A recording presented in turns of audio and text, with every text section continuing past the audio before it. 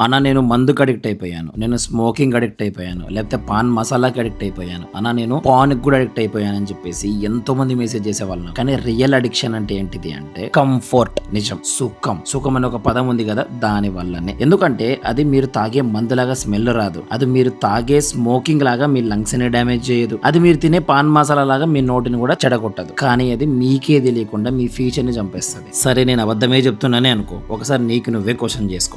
నీ దగ్గర ఏదైతే అడిక్షన్ కంఫర్ట్ అనేది ఉందో అది స్లీప్ అయినా సరే, రేపు డైట్ చేద్దామైనా సరే, ఎల్లుండి జిమ్‌కి పోదామైనా సరే, లేకపోతే ఒక బుక్ తర్వాత చదువుదామైనా సరే, ఒక కోర్సుని 2 నెలల తర్వాత చేద్దామన్నా సరే, లేకపోతే ఇంకా ఏ యాక్టివిటీకి ట్రై చేద్దామని తర్వాత చేసినా సరే, వాటి వల్ల నువ్వు ఇప్పటిదాకా ఎన్ని సంవత్సరాలు లూజ్ అయ్యావని నీకే తెలుసు. అయినా కూడా అది తప్పని తెలిసినా కూడా నువ్వు ఇంకా అదే జోన్‌లో ఉన్నావు అంటే అదే అడిక్షన్ అంటే. అదే నిన్ను గ్రో కాకుండా చేసేది. పీపుల్ అనే వాళ్ళు ఫెయిల్ అయ్యేది వీక్ గా ఉండడం వల్ల కాదు, ఇటువంటి కంఫర్ట్ అనే జోన్ కి అడిక్ట్ అయ్యి ఉండడం వల్ల. ఇప్పుడు డెసిషన్ నీ చేతిలో ఉంది.